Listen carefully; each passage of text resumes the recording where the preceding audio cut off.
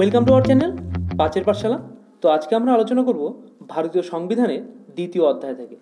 প্রথম অধ্যায়ে আমরা আলোচনা করেছিলাম ভারতীয় সংবিধানের ঐতিহাসিক পটভূমি নিয়ে। তো আজকে কিন্তু আমরা আলোচনা করব গণপরিষদ সম্পর্কে বিস্তারিতভাবে। তো ভিডিওটি খুবই গুরুত্বপূর্ণ হতে চলেছে, তো তোমরা ভিডিও স্কিপ না করে পুরোপুরি দেখবে।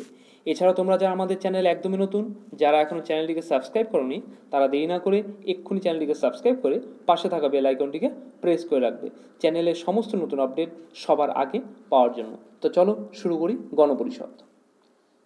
দেখো, গণপরিষদ কি বা এর সংজ্ঞাই বা কী। দেখো, ভারতীয় গণপরিষদ কর্তৃক ভারতীয় সংবিধান রচিত হয়েছিল। তাহলে আমরা বলতে পারি এই যে গণপরিষদ, এই গণপরিষদটাই তাহলে ভারতীয় সংবিধান রচনা করেছিল। এরপর গণপরিষদ হলো এমন একটি সংস্থা যা দেশের জনগণের প্রতিনিধিদের নিয়ে সংবিধান রচনা করে।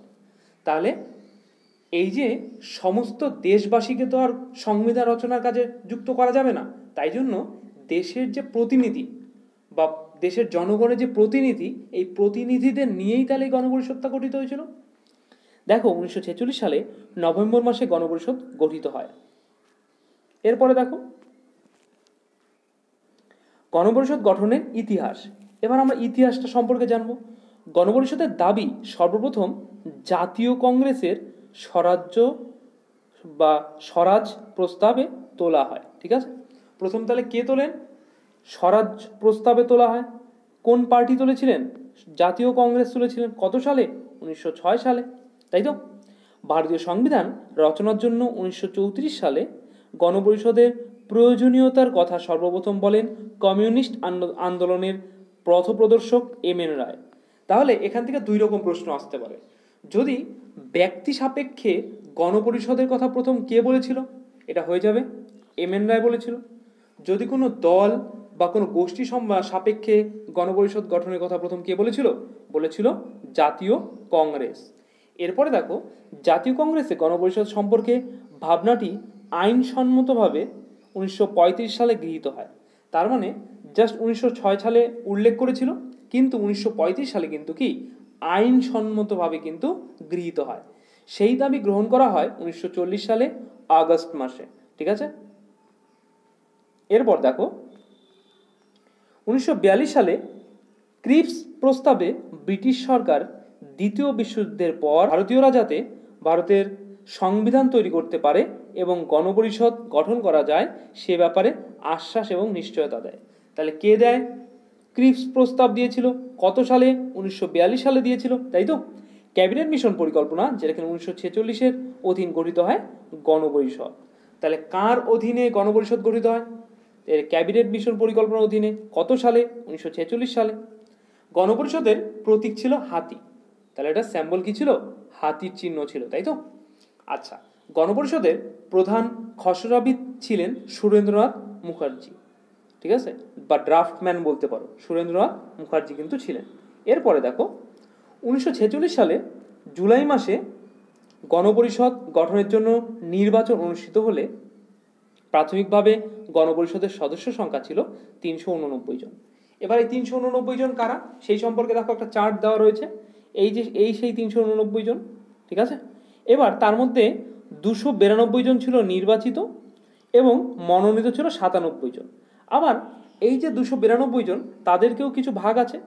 ব্রিটিশ শাসিত 11টি প্রদেশ থেকে কিন্তু এই 292 জনকে সিলেক্ট করা হয়েছিল বা নির্বাচিত করা হয়েছিল। তার মধ্যে কি মুসলিম সম্প্রদায় ছিল 78 জন, শিখ সম্প্রদায় ছিল 4 জন এবং সাধারণ অর্থাৎ হিন্দু ছিল কিন্তু 210 জন। এখানে হিন্দ হয়ে গেছে, কিন্তু এটা কিন্তু হবে কি হিন্দু ছিল 210 জন। টোটাল তাহলে 292 জন নির্বাচিত। এবং এই যে মনোনীতর মধ্যে দেখো, দেশীয় রাজ্য থেকে ছিল 93 জন এবং চিফ কমিশনার শাসিত প্রদেশ থেকে ছিল 4 জন। ঠিক আছে। তাহলে এখান থেকে অনেক রকমভাবে প্রশ্ন আসতে পারে। যদি প্রশ্ন আসে যে গণপরিষদের সদস্য সংখ্যা কতজন ছিল, তাহলে অ্যান্সার হয়ে যাবে কি 389 জন ছিল। যদি প্রশ্ন আসে গণপরিষদের নির্বাচিত সদস্যের সংখ্যা কত ছিল, তাহলে হবে 292 জন। যদি প্রশ্ন আসে মুসলমান সম্প্রদায়ের সংখ্যা কতজন ছিল বা মুসলিম সম্প্রদায়ের সদস্য সংখ্যা কতজন ছিল, তাহলে হবে 78 জন। তার শিখ থেকে কতজন ছিল? 4 জন। সাধারণ বা হিন্দু থেকে কতজন ছিল? 210 জন। দেশীয় রাজ্য ছিল তাহলে 93 জন। এইভাবে করে প্রশ্নগুলো আসবে, তাই তো। এরপরে দেখো, গণপরিষদের প্রথম অধিবেশন 1946 সালের ডিসেম্বরে নতুন দিল্লি শহরের কনস্টিটিউশন হলে অনুষ্ঠিত হয়েছিল। ভেরি ভেরি ইম্পর্টেন্ট প্রশ্ন, তো তোমরা যারা নোটস করছো তারা অবশ্যই স্ক্রিনশট নিয়ে রাখবে। এরপরে দেখো, এই অধিবেশনে মুসলিম লীগের অনুপস্থিতিতে সর্বমোট 299 জন সদস্য নিয়ে গণপরিষদের সভার কাজ শুরু হয়েছিল। প্রথম সভায় সভাপতিত্ব করেছিল সচিদানন্দ সিনহা, একজন কি অস্থায়ী সভাপতি হিসাবে কিন্তু এই সভাপতিত্ব করেছিল সচিদানন্দ সিনহা। আচ্ছা, তারপর 1946 সালে 11 ডিসেম্বর ডক্টর রাজেন্দ্র প্রসাদকে কিন্তু স্থায়ী সভাপতি রূপে নির্বাচিত করা হয়। শুধু রাজেন্দ্র প্রসাদই না, এরপরে কিন্তু এখানে আবার হরেন্দ্র কুমার মুখার্জি, তারপর ভিটি কৃষ্ণমাচারীকে নির্বাচিত সহসভাপতি হিসেবে নিয়োগ করা হয়েছিল। এবং গণপরিষদে কিন্তু এই সময়টাতে প্রথম ডেপুটি চেয়ারম্যান পদে কিন্তু ফ্র্যাঙ্ক অ্যান্টনিকে কিন্তু নিয়োগ করা হয়েছিল, যদিও এটা এখানে নোটস করা নেই। এরপর দেখো, 1946 সালে ভারতের সংবিধান প্রণয়নের সময় সংসদীয় সাংবিধানিক উপদেষ্টা হিসেবে বি.এন. রাও নিযুক্ত হয়েছিল। তাহলে বি.এন. রাও কোন পদে ছিলেন? সংবিধান প্রণয়নের সময়